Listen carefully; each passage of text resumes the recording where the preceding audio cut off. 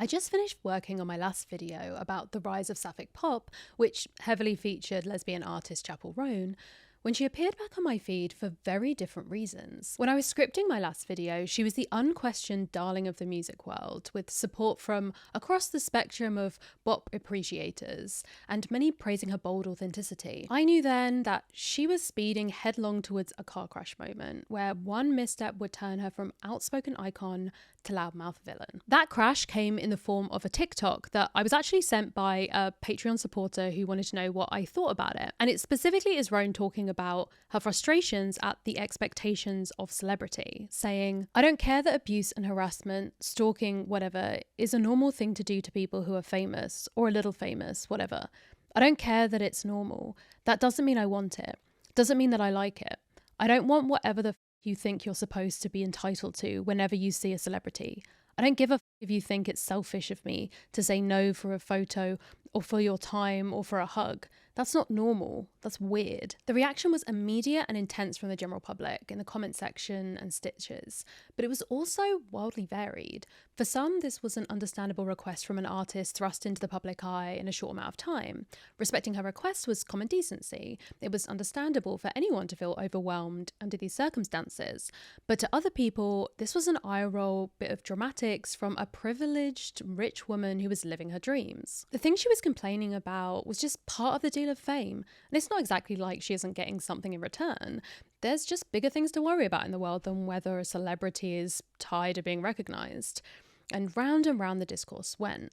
Websites reported on Chapel Roan hitting out at toxic, obsessive fans. People stitched the video to show their support or to call her out.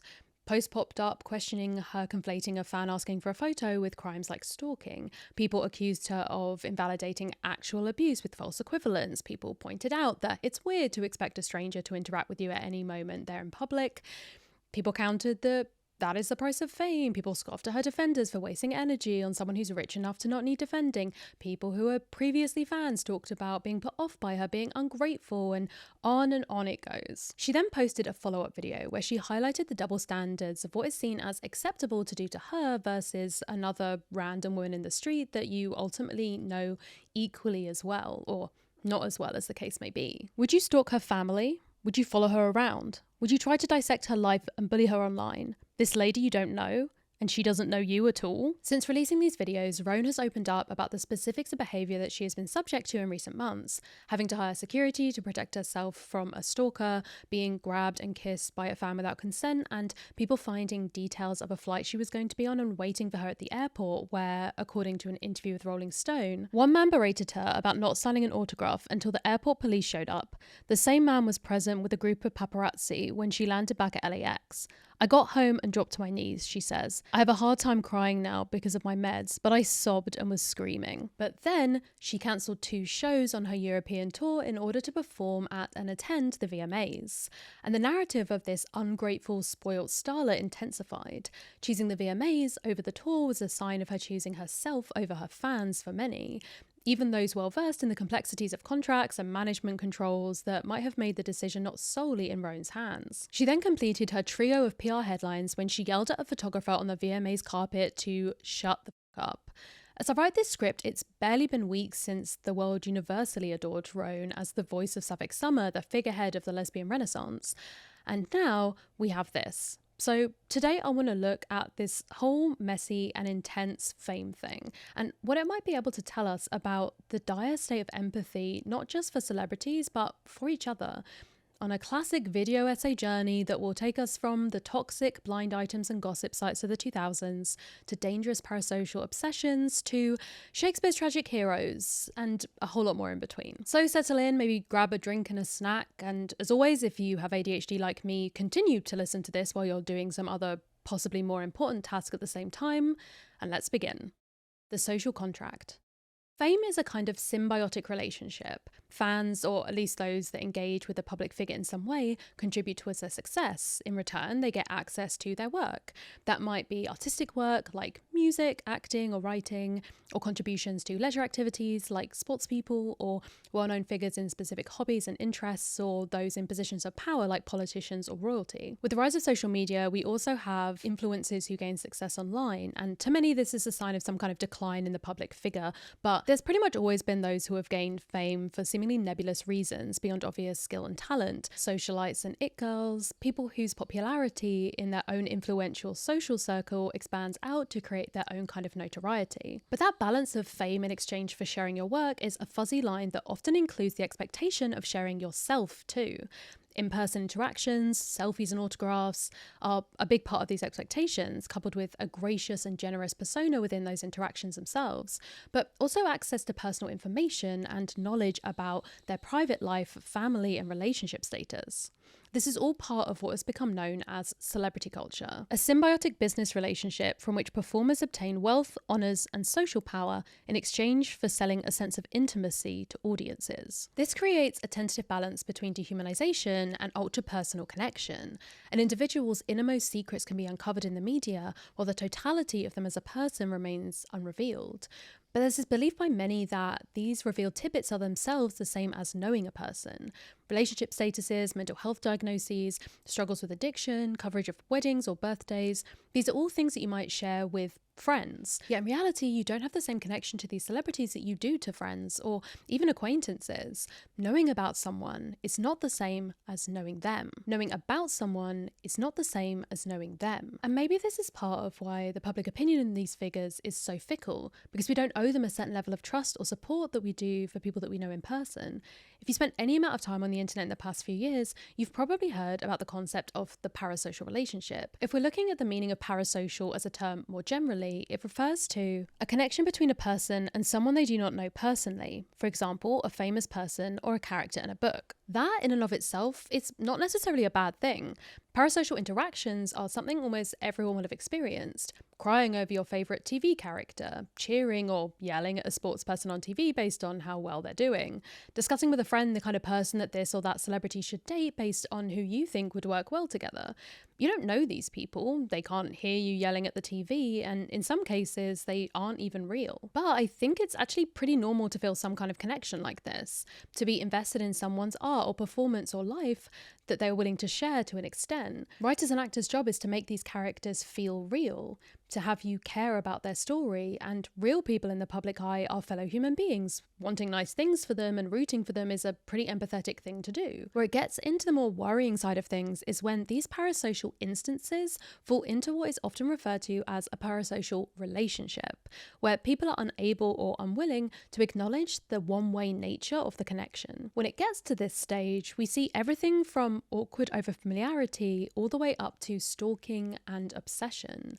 It's a form of dehumanization, of delusion, that there is some kind of reciprocal relationship there, or that you know enough about a person or character that you don't actually know in real life to somehow create a special connection. This is made a lot easier via the internet, where a reply to a comment on social media can be taken as evidence of a reciprocal connection, even when the public figure in question has no idea who you are. I am very aware that I am primed for being on the end of parasocial relationships as someone whose job it is to post videos of herself online.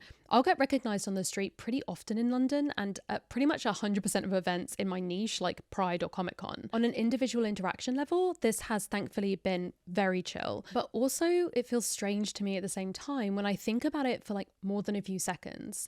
I'm very aware of these levels of imbalance, that someone knows much more about me than I know about them, but also that this kind of power and influence is what has galvanized and protected abusers across all industries for hundreds of years. There's also an unpredictable level of expectation for how the interaction will go. Some people are nervous to even wave hello, and some people want to hang out and chat for a while.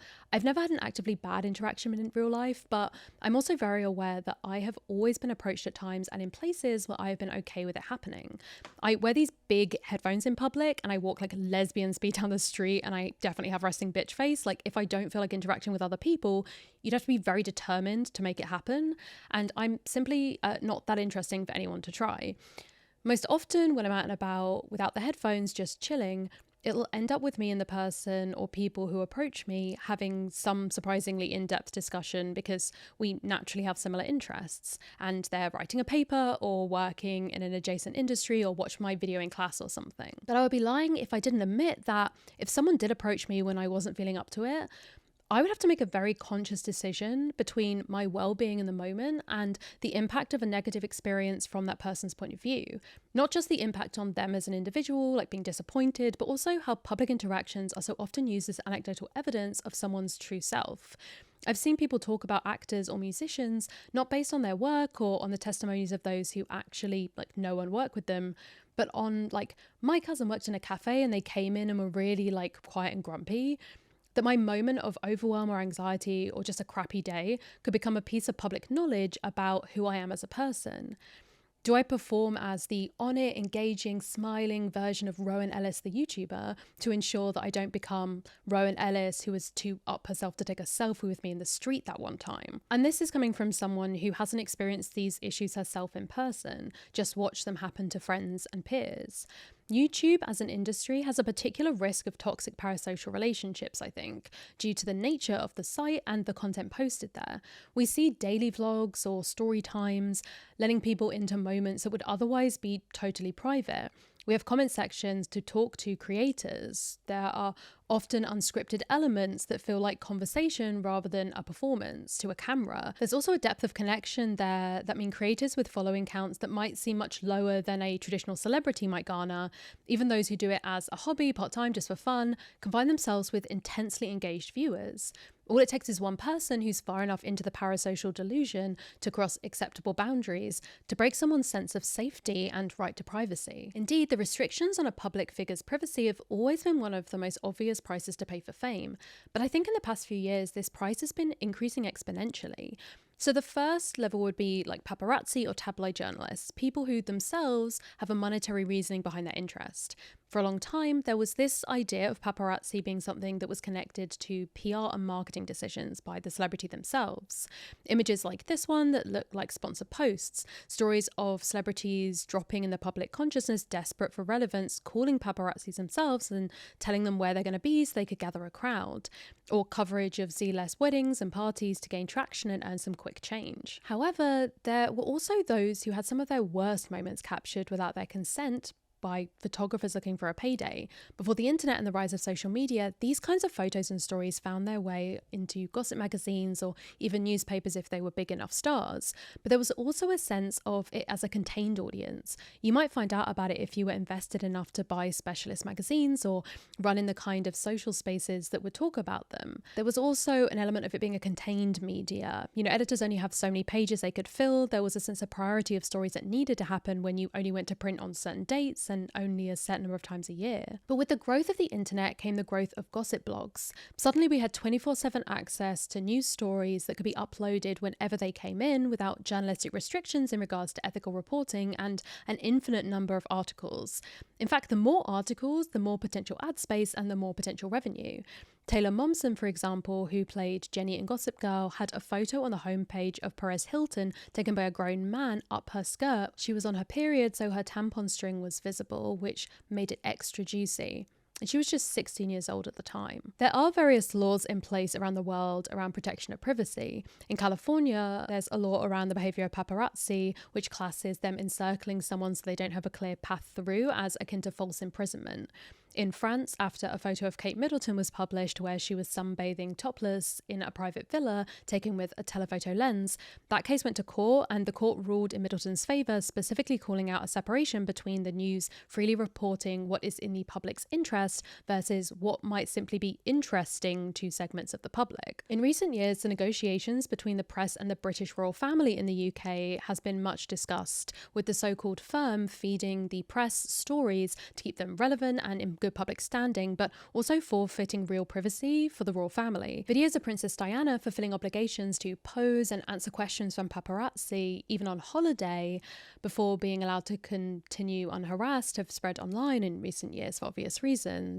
After she left the royal family, even those limited protections were of course removed, and ultimately that became an integral part of her death. Other celebrities attempt to use the press's own guidelines against them, flipping them off so the photos become unsellable to major publications or showing their annoyance in considered ways. But we also see, like with Roan's outburst at the VMAs, that not just the presence of paparazzi, but also their behaviour and attitude to their subjects is part of the problem. Because Roan's words in that outburst at the VMAs weren't unprovoked. In fact, they were simply repeating what a paparazzi had been yelling at her on the carpet. But it isn't just professionals who are participating in these breaches of privacy. All you need is a phone and an internet connection and being in the sightline of a well-known figure, and you can post anything they do or say for potentially millions to see. There's a sense of a kind of public intimacy that comes along with the parasocial elements of modern fame, I think. But you don't have to have a parasocial relationship in the traditional idea of being a fan and consumer of someone's work to engage with this. People film public figures that they might just have heard of, or because they see other people excited to see them, or because they want the internet to identify this person that they vaguely recognise. And people do it to total strangers too. People that they think are weird or hot or annoying or funny or are just in the line of their camera lens when they want to post a location or event. Ironically, the viral spread of these kinds of videos of normal people online can create a moment of public fame for that person, with such people often quickly identified, their social media handles shared in comments, and a narrative around them solidifying. They become the blank girl or the something guy. The internet agrees that they are cringe or really hot or overreacting or wrong based on one moment captured and posted online. This is compounded when we talk about public figures. It's expected and magnified in frequency and intensity. Their entire accounts on TikTok dedicated to lip reading what celebrities are saying in online videos, for example. These people are in public spaces, but these are often loud and chaotic events like red carpets or sports games where they're assuming that no one can hear them and that they therefore have a level of privacy in their conversation. Lip reading is not an exact science, it can be very inaccurate, but the viewers of these videos looking in the comments view these as factual evidence of what these people are actually saying to each other. We can also see not just the lack of privacy, but also the public hunger for these kinds of stories in the phenomenon of blind items. Blind items are stories often posted on gossip sites or forums which give details of a story about a public figure, but don't reveal exactly who it is. This obviously immediately leads to rampant speculation, even if the story itself isn't confirmed to be true. Often these blind item posts will have clues to the identity of the celebrity, and sometimes they're such specific clues that it could only be like one or two people that it's referring to. But even in cases where the details are more ambiguous, hundreds of people will try and uncover, like, who is this about? A new version of this decades-old practice has emerged in the past few years in the shape of people filming strangers in public and then asking viewers if they know who it is. As I was writing this script, I actually got one of these on my For You page. There's a TikTok video showing this guy and the caption warned, like, if this is your husband, he's probably cheating on you, like he's been flirting with this random woman he's just met, etc., etc. But there ended up being multiple men that people were claiming was this guy. And then the poster linked this guy's wife's account in the comments so that anyone could go over to her Facebook. Like it was her whole first and second name. They could send messages to her or her friends or family, all based on this one TikTok. When she's potentially going through this horrible situation where her partner might have been unfaithful and now it's known not just by her, but by any friends and family who see this, colleagues, acquaintances, and also just thousands of strangers online. I think that there's a sense of dehumanization coming in here, right? The idea that gossip that doesn't involve you is kind of fair game, that it's harmless curiosity. Because at what point does this car crash excitement about it become more about a feeling of entitlement to this person's life, to information about them, and especially information about intimate and negative parts of that life, regardless of the consequences? This aspect of entitlement extends not just to an expectation of access to a public figure or perfection in their chosen field, but also their specific behaviour, demeanour, attitude, and more. Nothing exemplifies this more to me than the discourse around role models in the 2010s. During this time, there was a very vocal expectation for young celebrities, especially young women, to act as role models. Disney stars like Demi Lovato and Miley Cyrus were a huge part of this, especially as they moved away from their child star roots and wanted to express themselves as adults. And there were also adults who had never claimed to be role models at all, especially pop and R&B singers, who were held up to extremely high standards that they didn't ask for. Their record labels co-signed on using their sexuality as part of their artistry, sometimes of their own volition and sometimes an act of coercion, but then those same companies stood by while they were shamed for that very same sexualization. This dynamic felt particularly linked to misogynoir, to black women. It was this sense that they were setting a terrible example for girls like them who could be led astray so easily. And I think it's interesting to compare the attitude towards these two kind of types of role models that were held up. Like, it felt like these predominantly white child stars were being punished for the corrupting of that stereotypical purity, even while magazines and news sites were publishing countdowns to the day they would turn 18 and could be legally sexualized by adult men, like expecting them to be available sexually but also be innocent and demure for the sake of the children. It was this impossible task, while also hearing endless sighing and head shaking about the inevitable downfall of these young stars, how tragic it is. This pressure to be a perfect role model no doubt itself had a negative impact on these stars' development, as a number of them have now spoken about publicly. The pressure to look a certain way, to behave a certain way, often for the benefit of other people's profit and brand image. The expectation of perfection is impossible even for those not hyper-visible in the public. Chapel Roan's comments about it being weird to expect things from her when she's just existing in public goes against some of these unspoken expectations. Professionalism doesn't just mean doing your job and singing well. For many, it involves engaging with fans anywhere at any time. It's being seen as gracious and humble, to keep up the persona that people expect from you and to not show negative emotions that could cloud someone's view of you. And this is far from exclusive to Roan. She herself received a message from fellow musician Mitski welcoming her to the shittest exclusive club in the world, the club where strangers think you belong to them and they find and harass your family members. In fact, there are countless quotes from public figures about what they think about how other people view them. Sydney Sweeney told one interviewer, for example, "People feel connected and free to be able to speak about me in whatever way they want because they believe that I've signed my life away, that I'm not on a human level anymore because I'm an actor, that these characters are for everyone else, but then me as Sydney is not for me anymore. It's this weird relationship that people have with me that I have no control or say over." And this has had a clear impact on so many people in the public eye. Daniel Radcliffe has opened up about the impact that fame had on his life in wildly negative ways. The quickest way to forget about the fact that you were being watched was to get very drunk. Then, as you get very drunk, you become aware, oh, people are watching more now because I'm getting very drunk, so I should probably drink more to ignore that more. His alcoholism was at its worst during the period where arguably he was benefiting the most from fame in all the traditional ways that people think of. He had wild amounts of wealth, he was adored by millions, he was starring in smash hit movies. Yet this element of surveillance, of pressure and expectation was so beyond the natural experience of like a human life and what we are prepared to cope with that it was destroying him.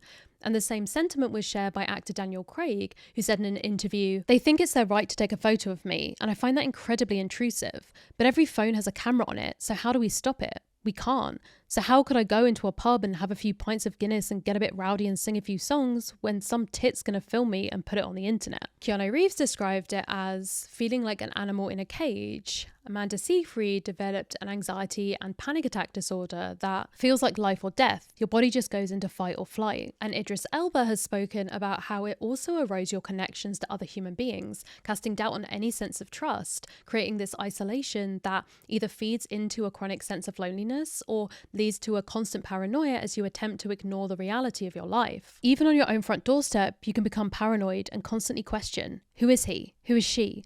I know I've been guilty of it in the past. So what exactly are people getting in return? What will be worth this? The first and most obvious reason is money. Fame and financial reward are seen as going hand in hand, especially in our capitalist society. The point is to profit from your fame, to use it, to capitalize on an opportunity. At the very top end of this, you have your worldwide megastars in extravagant mansions, traveling by private jet or yacht, able to pay for private chefs, nannies, shoppers, and more. But even outside of this upper echelon, fame can unlock access to a level of financial security that many people never experience. For those who splash out without a plan, this might only be temporary, but for those who plan for the future, it creates the possibility of financial freedom even once the stage lights have dimmed. They say that money can't buy happiness, but we all know that's bullshit, right? Because money can buy food and shelter and clothing at the very least, and those things bring stability and energy and an existence where your needs are met. And then above that, it buys freedom within a life where you aren't tied to a particular employer or work schedule, where you can pursue your dreams and passions, where you can pay to have your problems fixed and fix fast. opens up choices in terms of healthcare, education, lifestyle, networking, leisure time, hobbies, and so much more. This in turn can have a knock-on positive effect in terms of a lived experience of luxury, security, and respect from peers. And for many people, it's the only visible path to this kind of wealth. Like, you can't work towards being born to a rich family, right? But you can gain wealth through celebrity. This also ties in with another key positive of fame, which is social capital. This is a social benefit that comes from the systems of interactions we have with each other, often in the form of resources, favors, goodwill, information, or trust. To have risen to the level of celebrity in your chosen arena, there is often a sense of admiration, not just from your supporters, but also from those within that world who understand the level of skills or drive it takes to make it. On one level, there is a potential psychological boost that comes from that, a validation of your skills, intelligence, or practice, people screaming your songs at live shows, or queuing for hours to see you walk the red carpet, or chanting your name as you score a goal. That boost, that high, is what draws many people to the limelight. Not just a private knowledge of their own achievements, but the public witnessing of them and the praise and support that follows. There is a sense of immortalization here, being recognized and elevated in a way that we've remembered. People who push the boundaries of their chosen field, who make history, who move audiences, who inspire change. For many, the appeal of fame is the possibility of legacy. And it isn't just an emotional side effect. There are tangible rewards that can come from this: increased webs of social connection, gifts and upgrades, VIP passes, invite-only events, designers and jewelry brands loaning out pieces for free. There's an expectation of treatment at certain levels of heightened celebrity, arguably because these famous people are primarily interacting only with people who are employed by or around them. They're at the top of the employment ladder, and not just as heads of a specific company, but as exaggerated consumers. Being able to pay to make problems go away means hiring personal assistants, housekeepers, cleaners, live-in nannies, private chefs. These celebrities are employers in their own homes, surrounded by people whose job it is to make their lives easier and better. Fame comes with an inflated serving of power and of influence to differing degrees. Whether they deserve that power is another question entirely, but it can be used for nearly anything, from incredible feats of human goodness to the worst criminality that their own fame protects them from the consequences of. Yet I also think that we can see how in many industries, the outward veneer of power is often more of a mask, with performers trapped in exploitative contracts or forced to stay closeted or taken advantage of by management or people they trust or decision-making producers. There's a freedom so long as they stick to the script, play the game, and don't make a fuss. And now for a quick ad from today's sponsor, Manscaped. I love when brands reach out and show that they get me, because I made a video a few years ago about how I don't really shave, but Manscaped emailed and were like, oh, don't worry, we know this isn't your thing specifically, but maybe your viewers might like our stuff. Enter the myth, the legend, the beard connoisseur himself, my editor Sparkles, who it turns out was looking for a better electric trimmer anyway, and committed to this test to a degree that was honestly unnecessary by refusing to shave his beard at all from the moment I asked him to do this to when he filmed these evidence videos for me. Like he was a hockey player during the playoffs or something, just to make sure that this thing really worked for facial hair havers, and work it did. So Sparks is using the Beard Hedger Pro Kit, which has titanium coated blades for rust resistance and the ability to cut through hair in a single stroke. It is both waterproof and cordless, so can be used wherever in the bathroom that you prefer. It also has this single guard wheel rather than a bunch of attachments, so you can easily pick the exact amount that you want to trim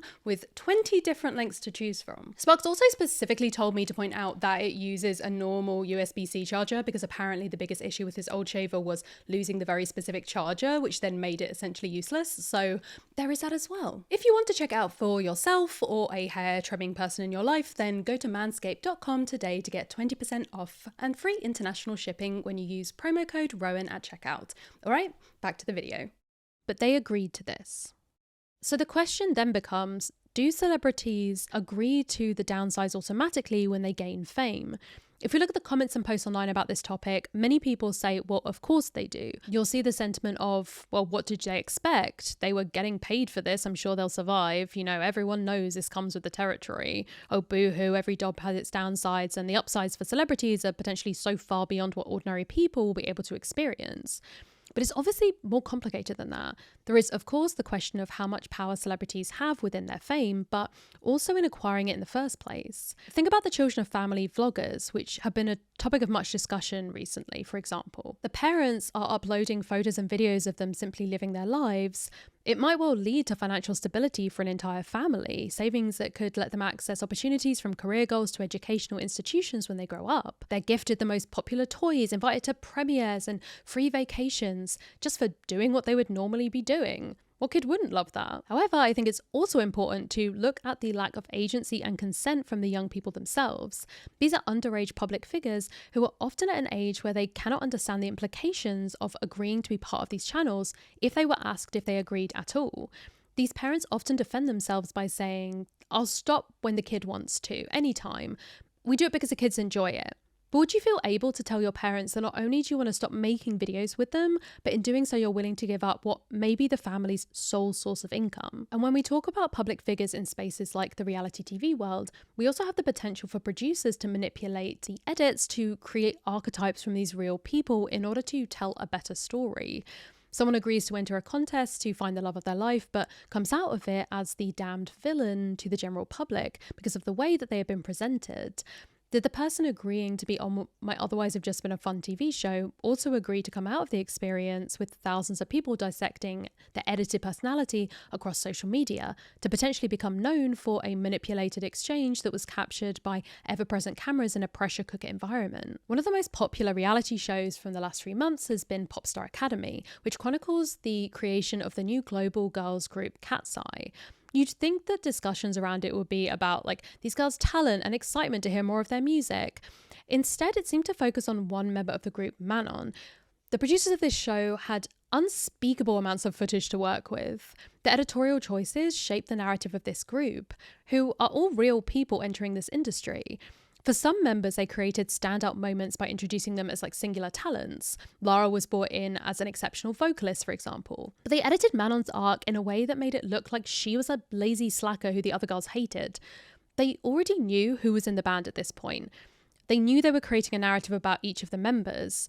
And this girl's introduction to global fame is as someone who's been given the villain role in this series. And the most wild thing about it is these girls didn't even find out the nature of this show until a year into training, thinking it was just a documentary about said training before it was revealed to be an elimination-based show contest instead. When we talk about consent, there are a number of models out there, but in general we'd expect them to include considerations of coercion, power imbalances, and information availability. Consent as a public discourse concept is primarily spoken about in terms of interpersonal relationships, but it's also a factor in things like contracts. Contracts are specific and legally binding and are often associated with workplaces and workers' rights. So when we talk about this unspoken social agreement that celebrities are exchanging these pros for these cons, it's a sticky mix of the potentially subjective interpersonal sphere and the financial and business sphere of contracts. They aren't signing a contract that says that they are agreeing to be potentially stalked, harassed, or pressured on a public stage, but is the general social understanding of these risks enough warning? Is this an implied aspect that is consented to along with a record deal or an acting gig or a good season of football? It's worth pointing out here that depending on the circumstances, this social contract looks very different. For example, the head of a major but not necessarily consumer-facing company would have the financial benefits of fame but without the public scrutiny that comes with it. You can also have all of the cons of fame with none of the pros. Think about people who go viral online with a source of fame that doesn't set you up to get paid. Couch guy on TikTok, for example. In fact, I'd argue that the concept of a modern online celebrity has shifted the ground on this topic exponentially. We hear about the democratization of fame a lot now, the idea that the internet has abolished gatekeepers to a greater degree than ever before, and that anyone now has a better chance to gain this kind of status. But it's also muddied even further the line of what constitutes an agreement to fame and what comes with it. For a long time, people would justify any negatives of fame with the sentiment that these people were either living everyone's dream, assuming that we all crave that kind of notoriety and attention, or that it was something they'd agreed upon when they decided to pursue a particular vocation. This was something you had to initiate yourself into. You had to accept that audition for that major film role, or agree to go on that national tour, or sign with that famous team. You might not have been prepared for it, but you had taken the risk. Nowadays, however, you can gain millions of views on a video that you thought that no one but your close friends who follow you on social media would see. You can become famous from a photo of you taken and uploaded by someone else without your knowledge, let alone your consent. And the wide reach of the internet means that it can extend beyond just those who find the original post. These things are reported on as news, remixed and memed. Official corporate accounts use them for content. People can find out where you work or live, can message your loved ones. So when we're talking about this, are we meant to separate those who are unwittingly thrust into the spotlight from those who actively seek it? Is there a difference between the fame of someone who is known for their skills compared to a socialite or it girl figure who's selling celebrity itself? For some, that difference is important, but for others, those who have found fame in their talents like Roan owe the fans who made them famous and continue to keep them relevant. I think the immediacy of the online world has increased the pressures on many of those in the public eye by making them more accessible, more immediately scrutinizable, and personally responsible for their public personas. The idea of just making your art and staying off the internet is one I'm sure many artists would love to jump on, but there is an expectation of availability and engagement in many industries now. Authors, for example, are heavily encouraged to be active on social media. Sometimes it's even specified in their contracts. This is something that's a completely different skill set to writing a novel, but self-marketing is seen as part of the job by many in the industry. It's also something that many fan bases have come to expect to provide a sense of authenticity or appreciation for their support. And this constant availability distorts the social contract on both sides. It hides the expectations from the fan side, but it also magnifies the negativity along with positive engagement to the public figure. I think we've all seen examples of people with large online presences react to seemingly harmless criticism in a way that seems disproportionate. For many, Roan's words felt disproportionate, for example, but I think it's important to contextualize with a sense of scale. We're comparing one person saying, hey, you made a stupid mistake, to hundreds of people flooding your comments with that.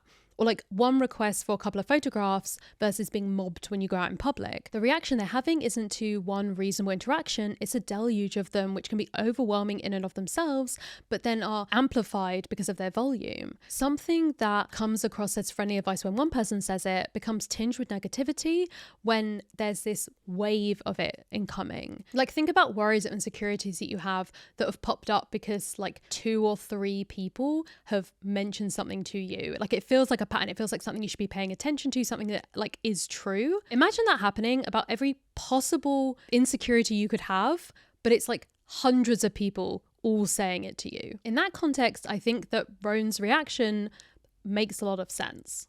The modern tragic hero. But I also think it's more than this, because there's a kind of joy that some people seem to find in public figures' downfalls, a satisfaction in seeing someone fall from grace, a gratification in being able to say, well, I never liked them anyway. And I want to dive into this using, and stay with me because I did tease it earlier, Shakespeare's tragedies. So for those of you who haven't studied plays like Macbeth or Hamlet or Othello, there are these specific elements that make them tragedies beyond the obvious, it's tragic at the end. If you learn about them in a classroom rather than just seeing them on stage as God intended, then you'll probably have heard of the fatal flaw idea.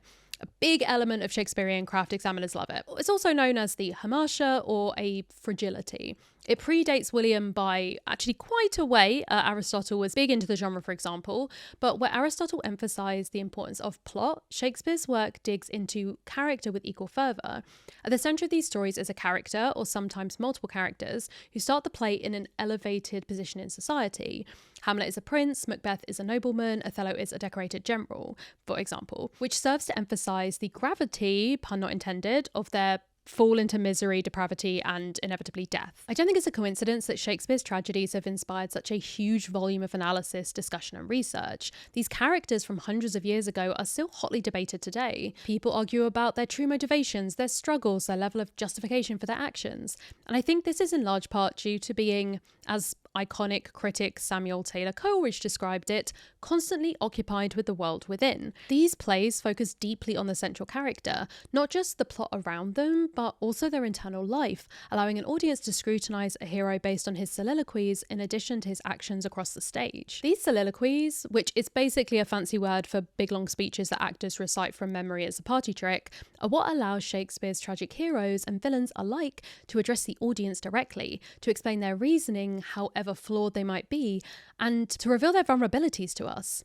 And there's a level of veneration towards these characters from many, a respect for them that leads to this drive to analyse them as complex, full-rounded beings rather than fictional constructs that some guy wrote a long time ago. And so these fictional characters have in many ways become more real and seen as more worthy of deep empathy than many real people who hold as much fame. Celebrity culture is nothing new, from the cult following of the Du Maurier novel Trilby at the turn of the century to the women who paid for the sweat of their favoured gladiator in ancient Rome. Elevated status and admiration are universal, perhaps demonstrating a human desire towards a better life. I mean, think about that so aptly put quote from the ultimate book about this very desire, The Great Gatsby: to run faster, stretch out our arms further, in pursuit of a life we feel owed. After all, the quintessential American dream and its unattainability is ultimately the source of much American tragedy. Another of the key aspects of the tragic form is the effect it has on the audience. The idea that we must identify with the tragic hero in some way, essentially creating an elevated version of ourselves in order for them to fall far enough to complete catharsis and experience the pity and fear that is particular to this genre and what it strives towards. We see this experience talked about in classical philosophy as a form of social good, like very much giving Kids Bop purge energy, if I'm honest. The idea that society needs outlets for these contained emotions that allow us to live in a community together. And this projection and consumption of fictional tragedy is a part of that. It isn't all about a kind of like schadenfreude which has people delighting in the misfortune or pain of others alone. It's linked back to our experiences of ourselves. We are connecting to the hero, mirroring their own journey in the performance. The central character's fall is brought on by their fatal flaw, because to see aspects of ourselves in them, to relate to them, there must be imperfection. The question for me then becomes, is a scripted, Photoshop, 24/7 publicist-controlled aspect of celebrity a barrier to this kind of connection? Would a celebrity's fall be an impetus for us to see them as a tragic hero, or would it shatter an illusion that we might hold that they are our heroes or even our friends, and instead foster a feeling of disappointment or betrayal? Today, does the tragic form live on in the fascination with and vilification of those who stumble and fall in the public eye? In Susan Sontag's book regarding the pain of others, she posits that being a spectator of calamities is a quintessential modern experience. Ultimately, in response to international journalism and free press, although she's referring to the ability of the public to witness events of international importance, corrupt governments, civil unrest, and the reality of war zones, her ideas can easily be applied to the downfall of any pop culture icon. Yet the latter is often engaged with on a more widespread and personal level, with details of these singular public lives absorbed and discussed at a greater rate than the seemingly more important news. I used to work at a news outlet, and we would run endless stories about celebrities in order to pull in the page views that would fund these more important global stories, or even news from our immediate communities that didn't involve a clear star in the headline to bring in clicks. I don't know, perhaps this is because it's easier to comprehend a downfall of a celebrity, a tragedy that is more accessible than the death of hundreds or thousands. We're positioning ourselves directly against another person. Take Shakespeare's Othello, for example. Our titular character is a man who seems to have almost everything: an amazing military position, a doting wife, and the admiration of his peers. But he is also a Moor, and so suffers the indignities of racism despite his position, and we see how this feeds into his own fatal flaws of extreme jealousy and naive trust. You can see how the experience of being treated as an equal by someone might make him overly trusting of them, or how internalized racism might create a doubt as to the truth of his highborn white wife's affections. In fact, this play is where the idea of jealousy as a green-eyed monster comes from in modern parlance. Although that propensity for violent jealousy is ultimately within Othello from the start, he is brought down by the manipulations of the villainous Iago seeking revenge, who works to convince Othello that his wife is being unfaithful. We see heavy and complex external forces at work to create a situation in which Othello's fatal flaw might surface with devastating results through the incessant machinations of Iago. Iago actually has the second highest number of lines of any Shakespeare character, ahead of Othello himself.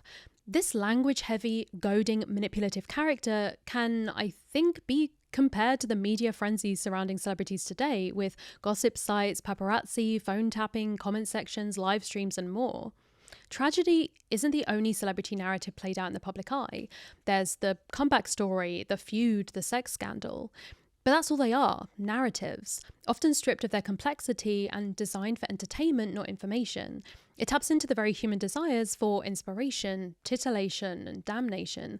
People want there to be a good guy and a bad guy, someone to blame and someone to root for. People often argue that celebrities are fair game, that when they agree to act or play sport or speak out, they also are agreeing to become a partially written character that the world has unlimited permission to edit and rewrite and scrap altogether, that they belong to us in the same way that characters belong to their authors. And maybe it's that inability to imagine people complexly in all its forms that is the real tragedy. Is empathy dying? Whether celebrities take photos with fans or not is not exactly the most pressing issue of our time, I am aware. But there is a strong tradition on this channel that I take a random tweet or TikTok trend that's resonated and think about it way too much. So to me, Chapel Roan's videos are just the most recent tiny example of a much wider trend that poses questions about issues of empathy and connection. Amongst the people vocally supporting or arguing Roan's points, there are also those that reject the conversation altogether. People asking, why should we care about these rich and powerful people to begin with? I think my answer to that is a series of questions in return. How would one determine who is powerful or rich enough to be beyond care? What are the wider implications of this kind of selective empathy? And what can or should we expect from the people around us? What do we owe to each other, if anything at all? I think that the casual justification of bad treatment of a celebrity, no matter how big of a star they are, by definition puts conditions on empathy. The ease with which people are able to wave away invasive, belittling, disrespectful, even violent experiences of someone simply because being in the public eye means they asked for it feels genuinely concerning to me. It makes kindness and empathy into something to be unlocked, a courtesy you have to earn. I think when you're ready to dismiss someone's pain or suffering because it's a price you've decided that they should pay, you're entering into the realm of dehumanization. This treatment is justified in part because these figures are not people that you see as fully rounded human beings with their own needs and fears and struggles, but rather characters performing for the pleasure of strangers. Watching the disdain that so many commentators have had over the years for those struggling or angry or demanding in the public eye, maybe they aren't our versions of Hamlet or Othello at all. Maybe they're the fools, the jesters, the clowns whose inner lives and humanity aren't uplifted by academics in the same way, but relegated to stock characters in the public narrative. Because ultimately, Roan is right. If your friend had someone that they didn't even know stalking them, following their car, messaging their loved ones to try and get closer to them, taking photos of them anytime they left the house, using telephoto lenses to get pictures of them undressed, screaming at them to pose and sign and stop and talk and give them a hug, a lot of people would call the police. Parasocial relationships are just abuse by a different name. It's just a way of explaining why it happens. It's not a phrase that should be used to brush off or excuse the behaviour. And yes, people can say, well, they have the resources to hire bodyguards, they have the money to essentially separate themselves from the rest of us to protect themselves. But I think we've seen, one, through this video, that that is not the case for everyone who is elevated to a level of public consciousness. But two, even if they can, what does that do to someone psychologically? To be isolated, to know people think this happening to you is okay, to be unable to participate in normal life like everyone else, to have to pay for ever-present reminders that your paranoia and agoraphobia is necessary and justified. The idea that it's okay for people to be victims of abusive actions because they are more able to access methods to try and protect themselves or recover from those actions is so awful to me. People shouldn't have to pay the price of performing gratitude and humility and perfection 24/7 in order to earn safety and respect. And the price of a viral video of a stranger making a mistake or being cringe or having an awful moment in their lives shared online shouldn't be that that person is unwillingly thrust into this meat market of public surveillance and obsession. Because the market, it's been there in various guises for hundreds of years, but in recent decades, it's reflected the changes of physical stores from grocers to Amazon becoming seemingly inescapable. But we can fight the ways that exercising and stretching empathy outwards is discouraged, and the ways our communities are shrinking down to defensive individualism. The market isn't going away, but we can choose to shop somewhere else. Thank you so much for watching. If you have any thoughts about the topics that I covered in this video, then please do leave them in the comments. One of the best things about making these videos is the fact that there are often such interesting, well thought out, nuanced comments, even those that disagree with stuff that I've said in the videos. And if you have particularly enjoyed this or my other content, then please consider supporting me on Patreon to help me make more videos like this one. There are a bunch of perks over there, so please go check it out. The link is in the description, along with links to all my social media, so you can find me all over the internet. And until I see you next time, Bye.